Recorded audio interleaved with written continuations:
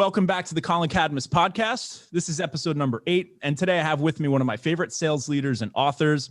He's been selling something to someone his entire life. He's been teaching and coaching salespeople for almost 20 years. He's the founder and president of A Sales Guy Incorporated and the author of Gap Selling. But you know him best as Keenan, the man who needs only one name. Keenan, man, thanks for coming on the show. I'm excited to chat. I got you. I'm looking forward to it. Likewise, we've interacted a handful of times, but never really face-to-face conversations. So the format for season 1 is success stories, right? So I'm reaching out to people who have enormous success, mostly related to sales. I've made some exceptions. There's some cool stuff coming up in this season, but I want to hear your backstory, man. Like I've read the book, obviously, many times. But I think hearing it from you is a little bit different. And so I'm curious to dive into it. And I think a good place to start is, and I always love asking this, like, do you remember, because I know you write in your bio that you've been selling something to someone forever. Do you remember the first sale you closed? So yeah, it's probably the first. I talk about this often. I talked about it on my LinkedIn profile, and to the chagrin of many people, but I think the real first sale I made, difficult, measurable sale, was to get my mom to let me hang Playboy pictures on my walls when I was 10 or 11 years old. I think I was 11 years old. So look at you, you're turning red. It's funny. It's funny to be you and you're turning red. Yeah, I think that was the first one. And I use that because, look, it was probably 1979, probably. I was 11 or 12, somewhere in there. My oldest cousin, my dad was a big family, 7 kids in Boston, so 6 kids. So a fairly big family. So my oldest cousin, Timmy, had this really dope ass room. Like it was right in the height of the disco era. And so we went to his house one day this summer, whatever. And he was showing off his room, and he had like blue, those black lights that made everything glow. And he had light posters, and he had a disco light. And I mean, I was like, and now thinking I think he's 8 years older than me, is 7. So he's like 18 or 19 and I'm like 11 or 12. I'm like, oh, I want that. So I started asking for all that stuff for Christmas, and I have no idea how I got it in my head that I needed Playboy pictures on the wall. But again, it's an interesting time, right? It's 1978, right? So I convinced my mom to do that. And people ask, well, how was that a sale? If you don't think that's a sale, then you don't understand sales. And so, so that was really the first time I knew that I had the power to influence people. And that's what selling is. I love that.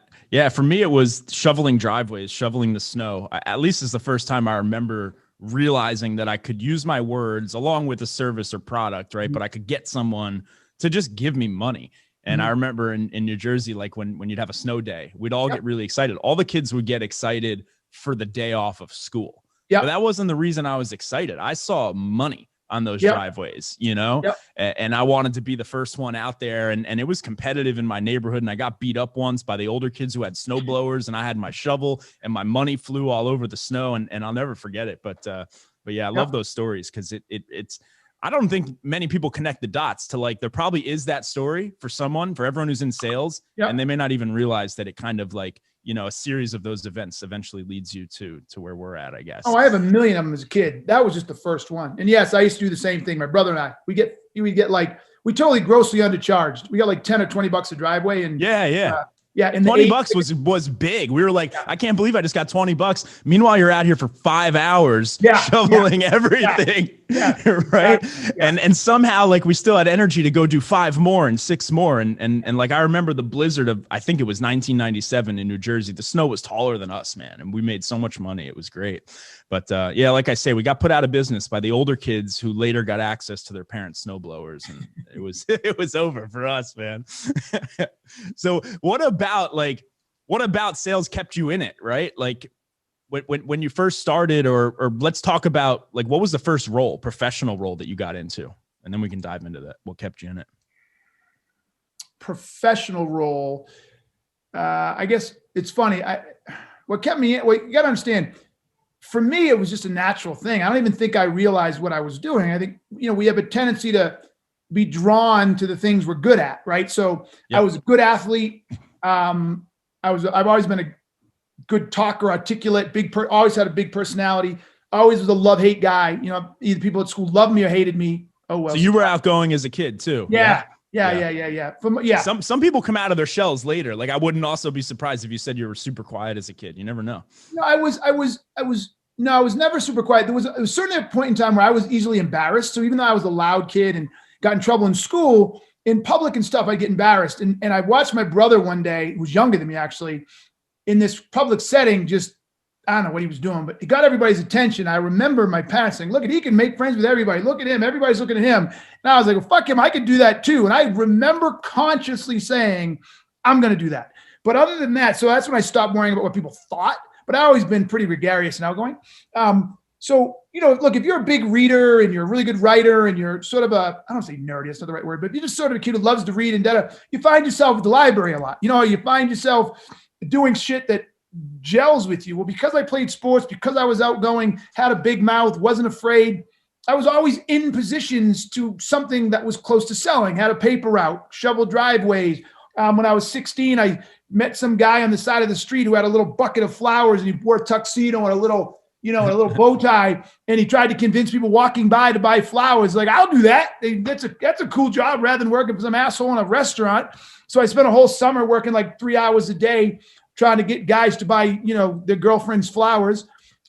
So that's how everybody knew me. Right. And so my first job, I was in South Beach, Miami. I told the story a lot. I was in South Beach, Miami. I was modeling. I've been trying to kind of get to the next level. I mean, it sounds corny, but when you get into it and you start making money at it, it's very similar to like baseball or professional sport.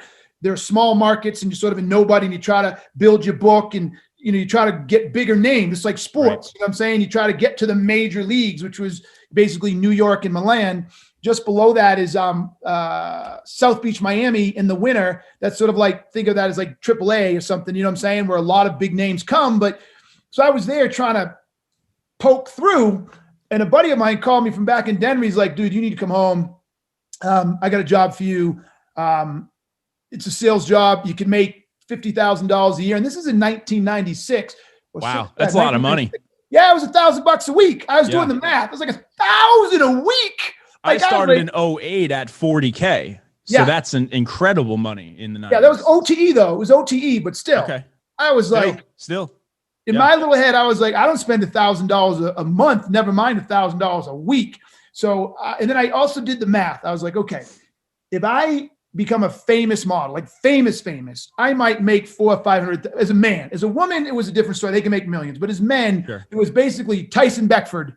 And that was pretty much it that I could name. There's a couple of guys who did a lot of the Calvin Klein stuff, but really no top name male model. So I was like, maybe $500,000.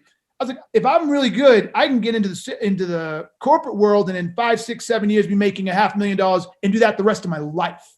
Right. So when the lifespan of modeling is what, 4 or 5 years?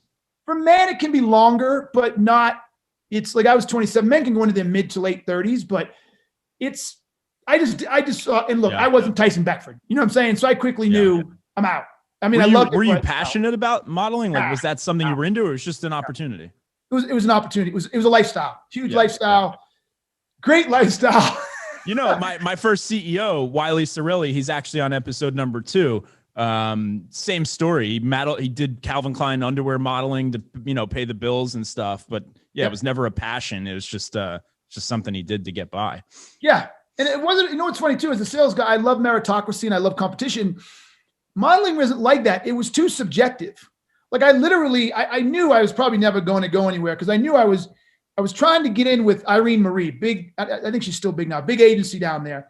And I just met with their booking agent and he's like, look, I love your look and all this, but you're a little late into the season. Don't worry what that means. Had you gotten here a little early, I would have taken you, but I'll never forget. He goes, but I have too many people of color on the wall right now. This is before the internet. So there's a wall full of cards is what they called it on the wall. Yeah. And so I remember leaving there and then I got back to where I was staying and it was a place where a whole bunch of us models stayed. And one of the other models was like, oh my God, the photographer, and she was already crushing it. And she goes, oh, I just the shoot today. And some guy was talking about you. And I'm like, what do you mean? She goes, I knew it was you because he said something, but he said he saw you riding your bike and he said he really wants to shoot you. He said you got one of the best looks ever. And I'm like, so I got this one guy saying he wants to shoot and they want to use me and I got an amazing look. And I got another person saying we're not interested. Yep. And right then and there, I knew that's not how I operate. Like Yeah. if I'm the best quarterback, I start. I don't like you you think one thing, you think another. I just too fucking all over the place. So anyways, Yeah. I was out and I went back. My buddy got me a job selling at the Denver Metro Chamber of Commerce, pitching chamber memberships to anybody that would buy one. That was my first job. And so you go to this job, you're getting more money.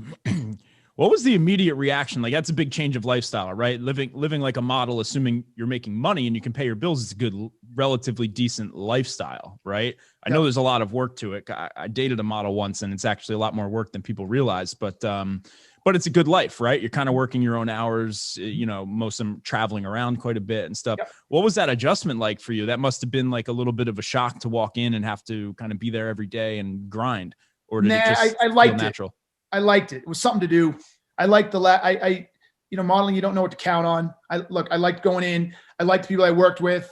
It was right downtown Denver. Again, it was really before the internet was there, but not really, what I'm saying? And so it was still a time when people would go out for drinks after dinner. After work, people talk to each other in the office, what I'm saying? So it was super social. So I loved it.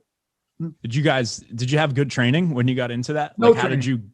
How did you eventually get to this level? Was it another company where you got trained, or you self-taught? Where did that evolution? Self-taught. Yeah. Again, it was in my DNA.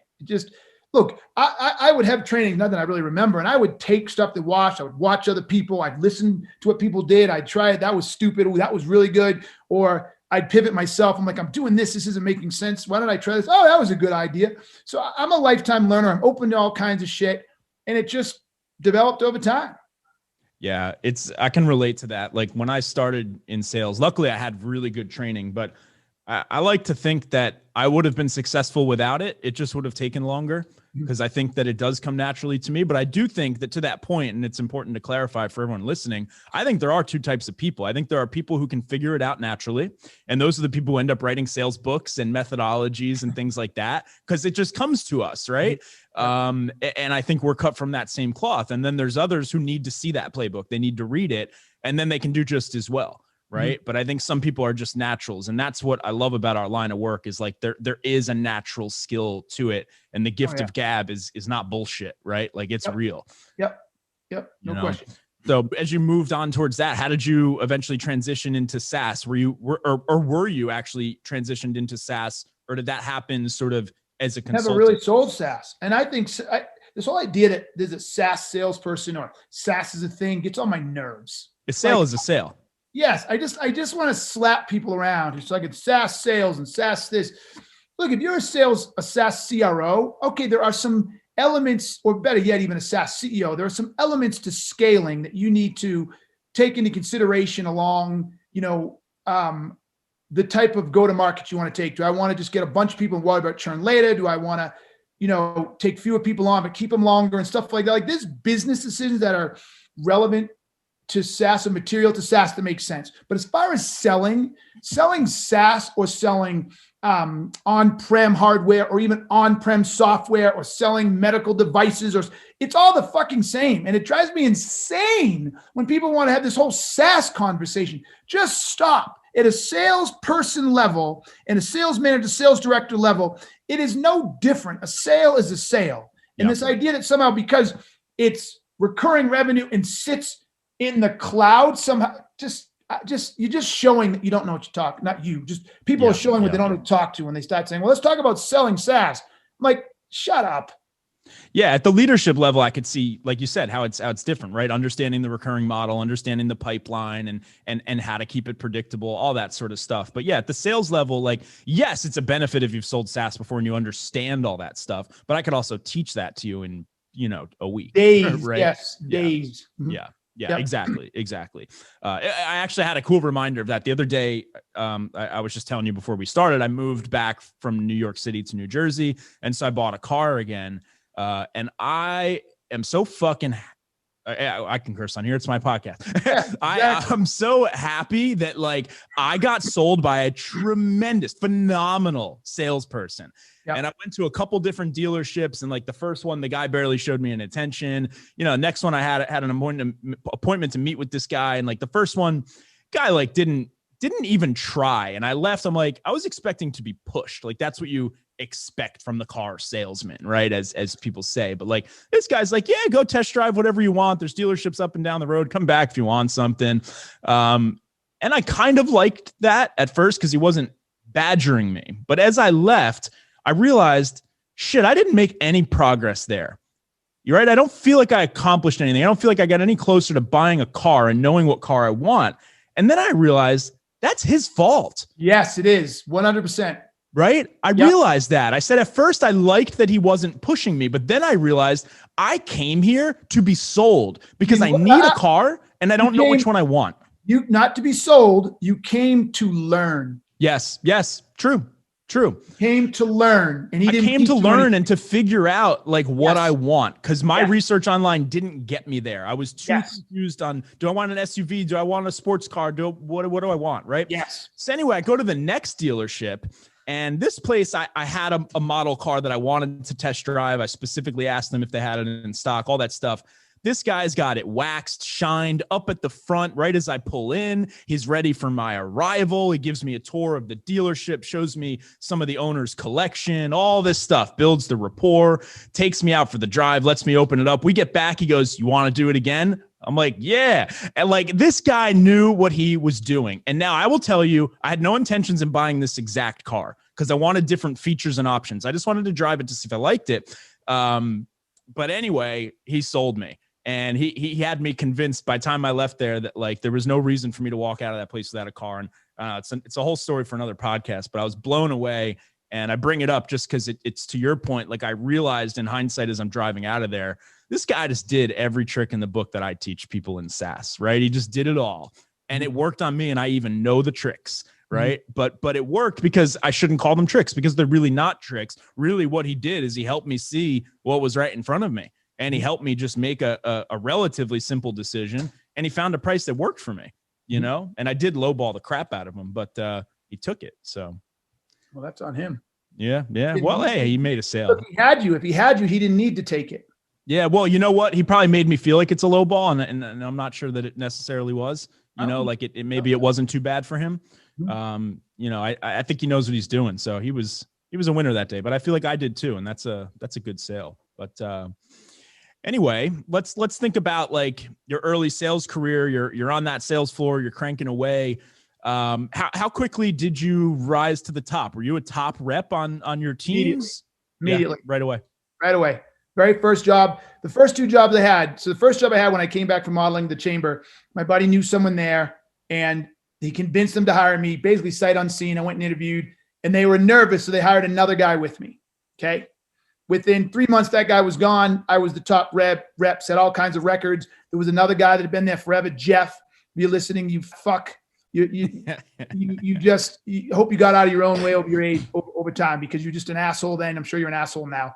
But he got all mad at me, and he couldn't stand me, and he was a jerk. And then it didn't matter. I just crushed through it, set all kinds of records, you know, top months, top rep, you know, blah, blah, blah, and had a blast. I was there 1 year. 1 year, crushed it.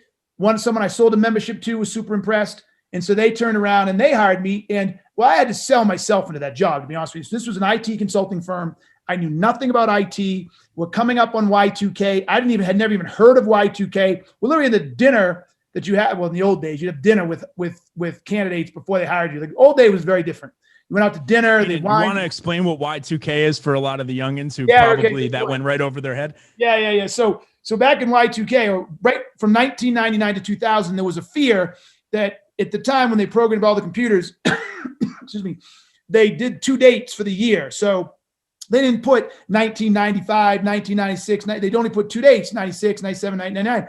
And they were afraid that the computers would lose their shit when it flipped to 00, because they wouldn't know if it was 1900, 1800, 2000, et cetera. So there was tons of remediation.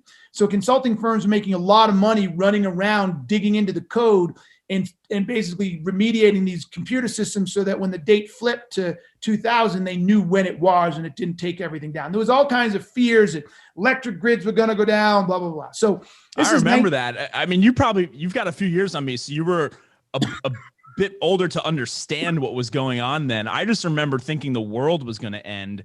And like people actually thought the world was going to end when it turned the year 2000. Yeah, it's crazy. Yeah. So I didn't even know what that was. So the word dinner, like again, you young kids, back in the day when they hired account executives, especially for nice jobs, the last thing they did is they took you to dinner with a lot of the senior executives. And you had dinner and they saw how you acted and behaved and blah, blah, blah. And they asked me about Y2K and I was like, Y2 what? Like I didn't even know what the hell it was.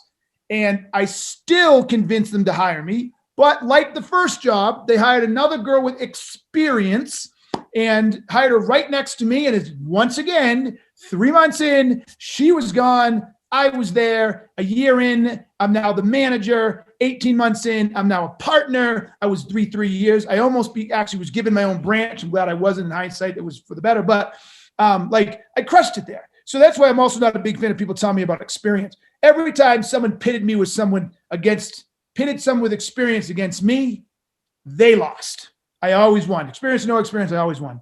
So yeah, that's how I got my first 2 jobs. I love it. Yeah, experience in sales.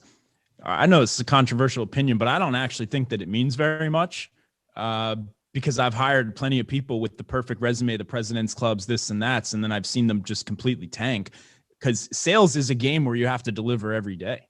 Yep. Right. And I think the reality is that it's like a sports career. Like you go through good seasons and bad seasons. Your personal life 100% affects your performance, no matter how you want to look at it in sales, because it's too emotional. Mm-hmm. And like, so there's no guarantees. You could hire the best person. And usually, at least from my experience, I shouldn't say usually, from my experience, when I took those risks and I convinced finance or whatever to give me that extra salary money to hire that person with that fancy resume and all those connections in that Rolodex, they never worked out. Never. Yep. Never work out. Yep. You end up just burning a bunch of money and then it pisses the whole team off too. And time. Yeah. And time. Yeah. I learned that lesson a few times at doctor.com. The first time I was VP of sales, I never, ever went back to doing it. And yeah, I've seen it happen too many times. I think like the thing is success is contingent on so many different things in sales. It's not just you, it's you, the timing, the product, the prospects, their timing. All of these stars have to align for success to happen. And you could just as easily take a shitty sales rep, throw them somewhere else. They do great, vice versa. Yep. There's no guarantees. So that's why I love entry level. At least you know what you're getting and you're not overpaying for something that might not work. You know? Yep. All right. So let's talk about, you started your business. So it sounds like the role you're just talking about is where you, I guess, had your first leadership experience in terms of sales professionally. Did that come naturally to you as well? No, and I don't even still think it comes naturally. No, I have a knack to be able to, at least I'm told, to inspire people. But when you have to do it day over day over day, my own style for motivating myself and inspiring myself is pretty aggressive. And so, and I have high expectations. And so I just took those same high expectations and threw them on the people that are working for me. And they just, it's intimidating. They just collapsed. Yeah. They collapsed or they were so angry because they were old. Most of the time they were older than me. And they were like, how dare does this young person tell me how to do it or whatever. And I didn't know how to pick my battles. And so it was a rough go in the beginning. My manager had to come out and said, look, Keenan, you're going to have to change the way you do this. But I was like, my job's to get shit done and they're not getting shit done. And he's like, the way you do this. So that one didn't come as smoothly. And I still don't think it's very smooth for me, to be honest with you. It's very, we have a lot in common. I struggle with the same stuff. I'm very glad that my first job out of college, I went as a manager at CVS Pharmacy. I interned there and whatever. It was 2008, the job recession, right? Yeah. But they put me through a lot of management training and HR training over those 4 years. And I didn't realize at the time how valuable that would be for me later. But even with all of that, when I then left and started entry-level sales and then got into leadership, I had the same sit down with my boss, right? Where I had to be coached on how to approach situations and, how to essentially the same thing. And I remember what one of my problems was I would sometimes let people have it through email or Slack early in my leadership career. And I learned, it took me a little while to catch on to the fact that sometimes it's a hell of a lot easier to just go talk to somebody. But yeah, I could see how working for you could be intimidating and even maybe nerve-wracking for certain people because you're a big personality, right? And I would imagine if I was just getting to know you that I would expect that if I pissed you off, you'd blow up. I don't know if that's actually who you are, but I would expect that. I'm not much of a, I talk loud and I yell in conversation. That's why I think people would assume that. Yeah. Yeah. With the exception of my kids, which I haven't figured that piece. Really, I yell at my kids far more than I should, but they put me over the edge. But outside of yelling at my kids, I didn't yell in my marriage. I don't yell in relationships. I shouldn't say rarely. It takes if you get me to the point where I'm yelling at you out of anger. Yeah. I love the way you say out of anger, because you're mostly always yelling, right? Yes. Out of anger. If you get me to yell at you out of anger and you're a full-grown adult, you have really fucked up. And it's probably, and I think the reason I'm at that place from finally yelling out of anger is in my head, it's irreparable. Yeah. So fuck it. I'm laying out, because I believe when you start yelling out of anger, you actually make it harder to fix the problem. You make it harder to resolve the issue. So I don't call names and I don't yell. So if you're an employee and you do something really stupid, we're going to have a conversation. I may be stern. I'm like, I'm not happy about this. And there may be consequences, but I'm not going to yell and call you names or anything like that. HR appropriate or not isn't the point, because I realize that once you do that, you're just making it harder to resolve the situation. Yeah. So I don't like to go into environments where I'm emotional and make it worse. The whole point is to resolve it and get change. So if you get me to the point where I'm yelling at you out of anger, I've already in my head, I'm like, fuck them. I'm done. And then I go like literally like a floodgate. Fuck you. I'm done. Boom. And I'm laying into you, and then get the fuck out. Yeah. When did you decide to build your own business? Like, did that just happen organically? Was it strategic? Kinda. I think it kind of similar to how it sounds like it happened with you. I started writing a blog in 2009 and just did it for 2 years straight. I mean, I've told this story 1,000 times, but I did it because my career went so quickly. I had a hard time competing on my resume because I had so few years experience compared to other people at my level. And so I was like, screw it. If I blog about it every day, I could build a small audience, maybe 1,000 or 2,000 people. And then what year was this? 2009. Okay. So this is, because it's really hard to get any sort of traction on a blog nowadays, unless you're on like Medium or something. You were doing this on your own website? Yeah. And we were able to drive traffic to it. That's amazing. It's hard to do nowadays. Big time. Yeah. I was getting about 20,000 views a day or something. And that was a salesguy.com. It's the same. Yeah. And so, after 2 years of doing that, I got, tremendous people. When I thought I had 1 or 2,000 people, and the idea was, okay, if I need a job, I'll write on my blog, hey, everybody, I need a job. And you've been following me, and they'll get me a job. Yeah. Well, 2 years in, they started reaching out saying, hey, do you do consulting? Hey, do you do consulting? Hey, do you do consulting? And so once I was like, okay. And then I got laid off because they laid off the whole North American sales team. We went to a merger. And so I had a choice. Do I write on my blog, hey, I'm looking for a job and spend 6-8 months trying to find a senior level executive sales position? Or do I write on my blog, I've just started consulting and spend 6 to 8 months trying to build it? And it just seemed like the better choice to go the build route. And so I just said, screw it. I'll give it a shot. So I called some of the people who reached out to me and said, we're looking for consulting help. And they booked me, and the rest took care of itself. And so now it'll be 10 years this February. Wow. Congrats. That's awesome. Thank you. 10 years of not having a boss, huh? The client's my boss. Like I want to go skiing after this today, so I can, but the client called, and like, it's not as much freedom as I thought it was going to be. Yeah, it's a little bit of both. You're right. Like I think it depends what types of engagements you take on too. I think when you go into the deeper ones, that's where you're kind of, even though you may have set hours for the client, like if they call, you're going to go, right? And it happens for me every day. I'm supposed to work 1 day a week for a client. I deal with them every day, because I want them to be happy. But it's still the nice thing for me, at least, like after being shit canned a couple times, just having bad luck. What's nice is that you can't really get fired from this. Yes, a client can drop you, but you're diversified, right? Yep. Your life doesn't come to a complete halt when that happens, if that happens. Yes. And so it's just relaxing for me. The thing is, and I'm curious what you think about this. I don't think I would have done this or enjoyed it without the remote element. Like, I don't think I would enjoy traveling around to go to a bunch of people, consulting clients, all the time throughout New York City. Like the reason the stars aligned for me on this is like, I wanted to get out of New York City already. I wanted to move back to New Jersey. Like I hated the city. So when COVID happened and then I realized I could make money on my own, I'm like, well, this is kind of a chance for me to like build the life that I actually want, you know? And now I'm able to do that. Although I miss going to the office and, you know, there's fun stuff to that too, but do I miss it every single day? Heck no. Mm-hmm. Like, how has your business changed since remote? Like, cause you were mostly in person, right? For your consulting before? Yeah. Look, you know, I also have a team, right? So, I had, how many do you have?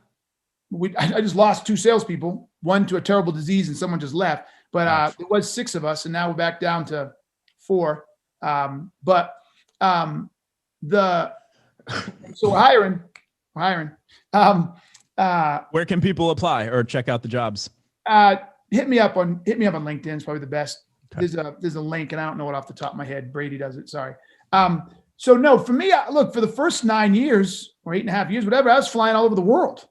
You know, I mean, I had clients in England and Brazil and Colombia and Scotland. And so, I mean, and then of course, all over the United States. So, you know, right before COVID, I'd flown 150 something thousand miles. You know, I've been, you know, so. But you enjoyed that? Yeah, I did. Yeah, I wouldn't like that. That would be too much for me. Yeah, no, I really enjoyed it. Actually, it was, look, I had oddly enough, I got divorced 3 months after, separated and then divorced 3 months after I started my company. And so, you know, I had 50-50 custody. So my kids would go with their mom and I built all my travel with the exception of international travel. We had to work together on that, but where I would leave the moment I dropped them off at school, I'd go straight to the airport and then I'd stay somewhere 2 nights, work with the client all day long, and half the next day get back on a flight and get right back to pick them up from school, you know, and I just did that for basically, you know, 9 years. That's and I loved it because if I didn't do that, I would have been sitting at home by myself anyways, bored off my ass. You know what I'm saying? So it was actually really good for me at the time to have something to do and get up and not just sit in front of my computer all day long like this. So I liked it. Now that I've been doing this though, I flew somewhere personally the other day and had a connecting flight and I thought I was going to pull my hair out. I was like, oh God, I do not like all of a sudden being on a plane wasn't much fun. Yeah. Yeah. It's like, once you get used to this life of like, because it's incredible what it does to your lifestyle, your personal life, just the little things, like the fact that after this call in between meetings, like I could change my laundry in the machine or, you know, it's those little things that add up to like making your life so much more manageable and enjoyable. I'm going skiing. No, for real. Like when we're done here, I'm going to go ski. The mountain closed at 3:30. I should have put my ski pants on now, but I didn't. So I'll be out the door by 2:15. I'll be on the hill by 2:30. They close at 3:30. I'll get in, you know, 4 or 5 runs and be happy as a lark. I love that. Let's talk a little bit about the impact remote has had on sales, right? Let's talk tactics. Let's talk a little bit about what's going to happen in 2021. Obviously, last year, everyone moved remote. It happened really quickly. People adjusted, they adapted. And now I think it's more about like thinking long-term. And so we talked a little bit about this with Jason Lemkin and he shared an interesting thought that he doesn't think, that it's going back to full office, like that it ever will. I agree with them. Yeah. If you're in commercial real estate, you're fucked. Yes. Yeah. I've been thinking about this for a while. If you're in commercial real estate, you better figure out how you're going to pivot because it is not going to be the same.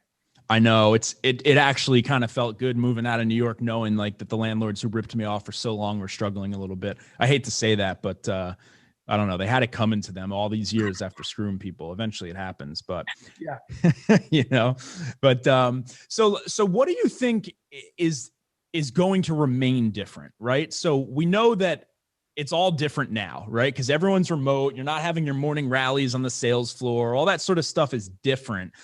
Does it stay that way? Do we get to a place where most companies are just all remote? Do you think that we get to a place where they're kind of half remote? They say, hey, Mondays and Wednesdays we're in the office. Like, what do you think happens? Or do we just not know? So I like to think that this is how do I want to say this? What I'd like to think is that, for lack of a better term, market economics are going to dictate. And I don't mean market economics like the market as a whole, you know, the economy. What I mean by that is, look, the reason that most people didn't work remote, and you saw this was particularly in the medical field, is because people don't want to admit it. But if you ever follow Jeffrey Moore and the whole, crossing the chasm. And when it comes to businesses, if you're early adopters, innovators, early adopters, something, and late adopters, and then laggards and stuff like that. Right. And it's been a while since I read it, but I don't recall much if he talks about it. But he does, and I give him credit. If he doesn't, then I'll take credit. It doesn't really matter. I don't really think the majority of humans are really that innovative, to be perfectly frank, nor do I think they're really early adopters. Most of us are just like things to stay the way they are, and we accept things for the way they are, and you try to fuck with them, and we get pissed off. Yeah. Okay? Listen, the truth of the matter is most of us really are very terrible at looking around the corner. So what do I mean by this? The reason that there was some people starting to do this whole remote workforce, but most weren't, because they would have told you all day long that people will screw off. They can't get anything done. We need the personal interaction. They had this little world built in their head, and it didn't matter what you told them. They weren't going to change their mind. I was one of those people. There you go. Okay. So they were locked. They were just locked in their head. Okay. And we went full remote before this. I was like, what am I fucking doing? I don't believe that the value of remote was being capitalized. I believe that viewpoint we had stunted our ability to step back and look, does it make sense? Is it economically viable? Is it better for us? Is it better for the employee? Not yes or no either way, but step back and evaluate it. We weren't willing to evaluate. We just had our opinions and we drew a conclusion and we were done. Yeah. So now that we've done this, what I think it should do is it should have wiped away the preconceived bullshit notions. And so now what I think is going to happen, I think Lemkin's right. We're not going to go all the way back. We're not going to stay here. What I hope happens is people actually start allowing the economics of it, right? So it says, okay, does this person need to stay home? Does this person need to come into the office? What are we trying to get out of this? Where is it best for them? What's it best for our customers? Do we really need to spend an extra $100,000 a month in office space? Do we need to spend the money on the furniture? Can we spend it somewhere else? What is the loss? Like, they're literally actually going to come at it from an open mind and assess it and make the best business decision. I think that's what's going to happen. I hope it's what's going to happen, because that wasn't what was happening before. People were just saying no, even though it could have made a difference. Yeah, that seems like the most logical response, because now we feel like we really have the option, right? Because you're not getting that resistance and those preconceived notions. And like, yeah, I definitely, and I'll tell you, I still have some of those concerns. Like, I don't know that it would be, or I'd even go on record saying it won't be as easy to hire a team of 10 or 20 salespeople and train them as fast as I think it would be, or as it is under the roof of an office. Yep. Doing that remotely, I honestly can't imagine it. I don't think I'd be excited to take on that challenge. Nope. But what you can do now is expand that pool. So rather than all have to be within 20 miles or 30 miles of the office, now I can expand that pool to the whole country. So the loss of trying to train them all in the front end could be gained by 10x. So again, it's just, we're actually willing to ask the questions now rather than default. Right. That's where I think the difference is. That's a perfect point. That is the difference, right? Is you're getting these other advantages. It's the same thing for you as an individual. Like, I miss going into the office, but I have all these other perks and they're great. And I don't want to give them up now. I'm not moving back to New York City after now being in a place twice the size for the same price. Like, I don't want to do that, So that makes a lot of sense. And yeah, what Jason pointed out, because, I always find it interesting to talk to him because he's got just such a good pulse on what's happening in Silicon Valley. And it's obviously kind of a mess out there now.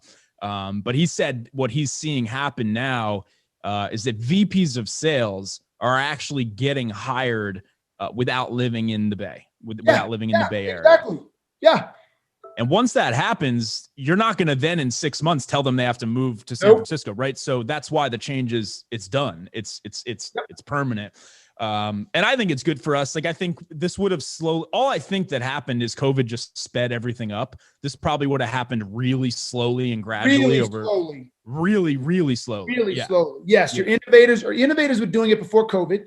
Yeah. Some of your early adopters were starting to dip their foot in, but I believe the majority of the people were late adopters and laggards, because we're just we're so culturally rooted in what we believe. Change too many of us don't like to change, especially in corporate America. People are hesitant to take risks. Like, you're building a business, you're building a startup, whatever, you've got this ARR goal you got to hit. Like, is what you want to be the theme of your year transitioning to remote and taking on all those headaches? Like, nobody wanted to just say, all right, this year we're going to change the whole frigging company. Like it just was never a priority, but then we were forced to do it. And then people were like, oh shit, this is not that bad. Right. We can, we can actually function this way. And, I know my last company, they're like, wow, we could stop paying rent. Our lease just expired during this whole break. And should we renew it? They're like, nah, fuck it. We're a remote team now. And, so now they're not spending that money. And so, that's the stuff that's going to happen. Mm-hmm. And then I think there'll be a reset. Because I think the office spaces will get very affordable. And then there may be like a push to people going back to them, maybe because they'll just be so cheap. But maybe the people who dreamed of that. There's going to have to be a reason. What is the productivity gain by putting everybody back in the office? No, I don't know, because I don't know what the loss is just yet. I don't know what the productivity loss is. I don't think there's been enough time. In most cases, I don't think there is one. Right? Probably. So, But keep in mind, there's been very little hiring and scaling of teams going on through last year. And that's where I think the challenges are. I think, going remote was easy for us at AirCall. We literally, all of our tools were in the cloud. Everyone just had to grab their laptop and their headset and boom, we just put some Zoom meetings on the calendar and we were kind of done. But like, it's not that same scenario for everybody. No, I think some people will. What my point was, people can now ask the question. I'm going back to the same thing I've been saying before. It should prevent us from defaulting. Right. So even if the prices go down, I would like to think, the prices are down. Now let's go. That's a default, right? The price has gone down and we've been struggling with these issues, but it wasn't worth to pay this. But now that I think it might be worth it for these reasons for this group. Do you see what I'm saying? Yeah. But it should be decision motivated, not just a default.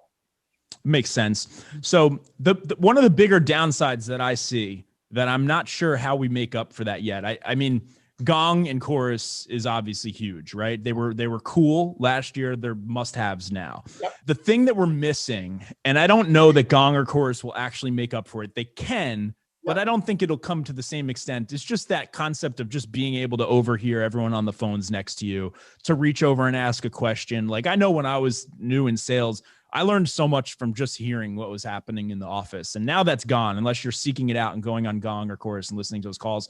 Do you think there's room for like, I don't know, some sort of tech, or is there some sort of improvement that we'll see or that you know of maybe that, I don't know, makes that type of stuff easier remotely? I mean, not that I've seen. I mean, what you're talking about is that whole idea that I don't know what I don't know. Oh, I heard you say something, so I'm going to listen.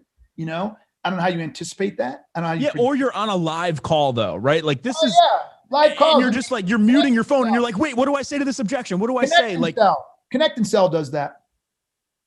What are you saying? Connect and Sell does that. They have a call. They have it's a dialer. And part of it is I can sit and listen and I can put it in whisper mode. Oh yeah. Yeah. Right? But what I mean AirCall does that. They all do that. But what I mean is like, when you're on those live calls on a sales floor, 100 people out there, like people are constantly just tapping each other on the shoulders, asking questions while their client's on mute or something. Like you lose that element. And what I don't know is like, what's the impact of that? I don't know. It probably slows up people's learning. I think a little bit, like it just kind of has to, you don't have those lunch conversations about your objections and just all that little stuff that adds up. Shit. Yeah. I think that stuff gets hurt. Yeah, I think so. Yep. That stuff adds up, but I guess to your point, like if the benefits outweigh the cons, then it is what it is. And at this point, will find stuff if there's real value in that, people will organically make it happen. Yeah. Someone will call someone up and say, dude, let's meet every day at this time, drink a beer or get on Slack. But if it's organic, it's a value. If it has value and the teams want it, they'll organically figure it out. Yeah, I agree. I think that's what's been happening. So would you say that like, what it takes, the profile of what it takes to be successful SDR or AE has somewhat changed? Is it a different person? Nope.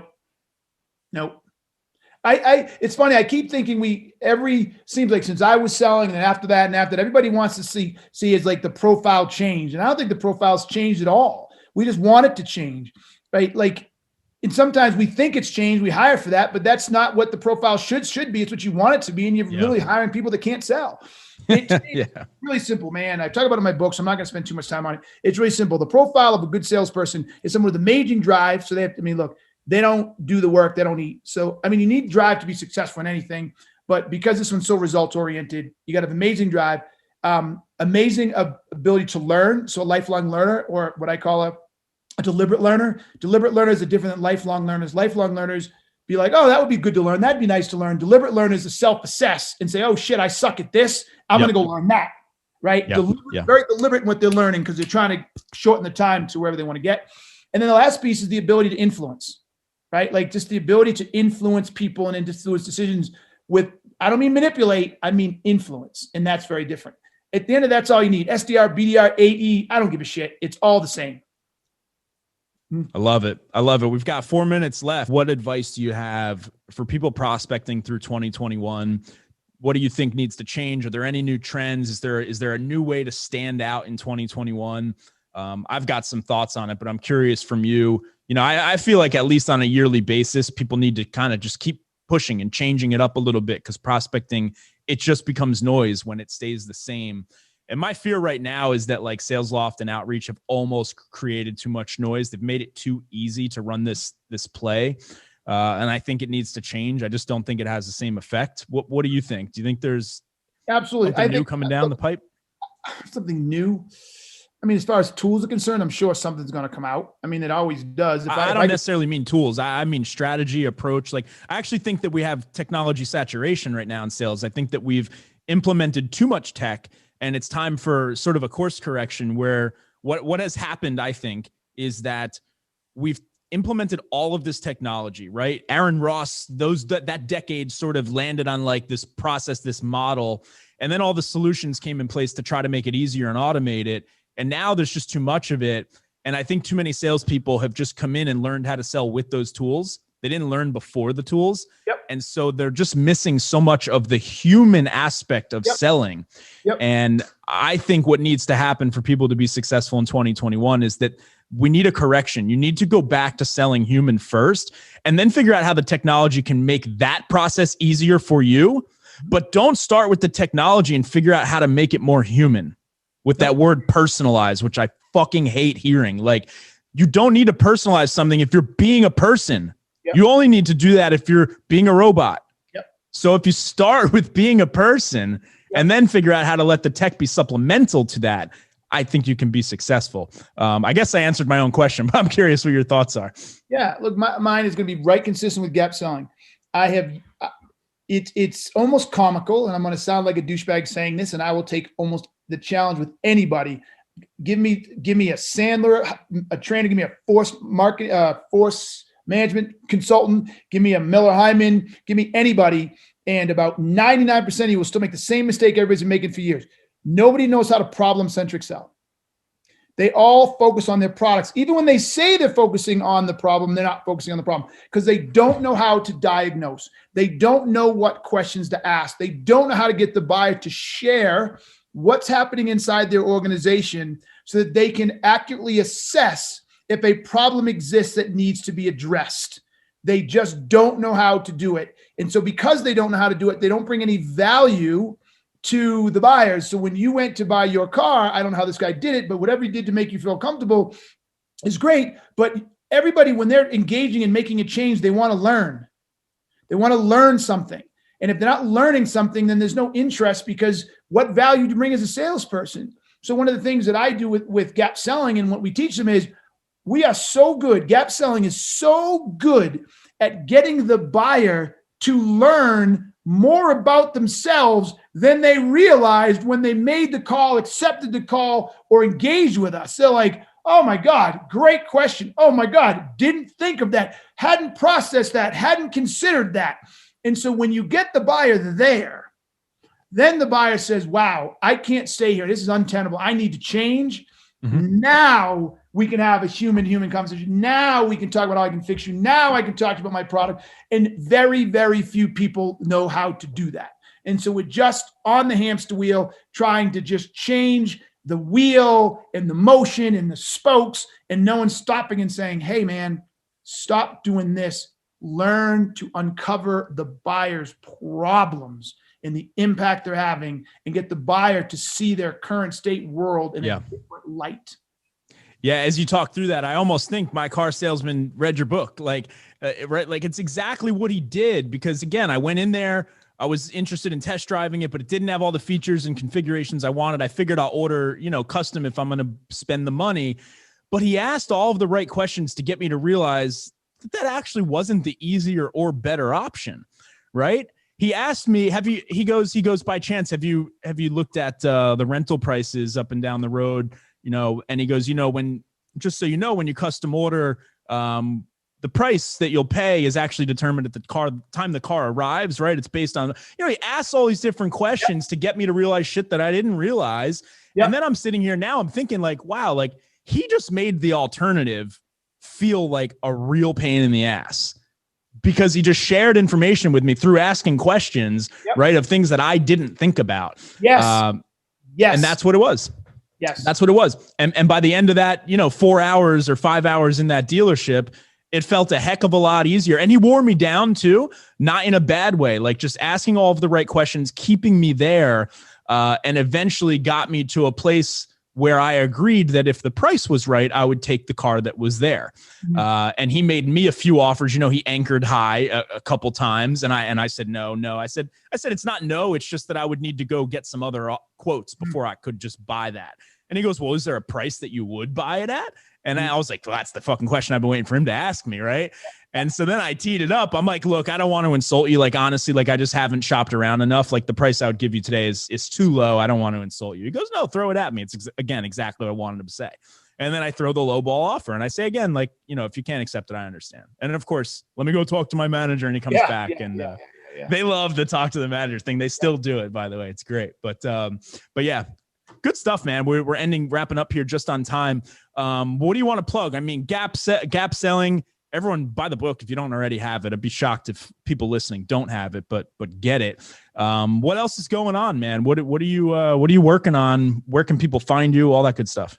If you can't find me, you're not trying. So you run Keenan with all the famous Keenans. I'm amazed I still show up on the first page. I was going to say with one name, like I actually wanted to ask you all about your choice to do that. I don't know if you have a few more minutes, but I'm curious from a branding standpoint, if there was a big strategy there, or if it was just a small decision that it wasn't a big strategy. It was a big aha. So, a couple of things happened where I was like, oh, you know what? I need to wear my red plaid shirts. They were all the time. And so I got my own shirts. And I got my own shirts. I did my own t-shirt on my red plaid shirt. I just got my own. Yep, smart man. I said, I'm not wearing anyone else's logo anymore. What's the point of that? Exactly. So that and my red shirts.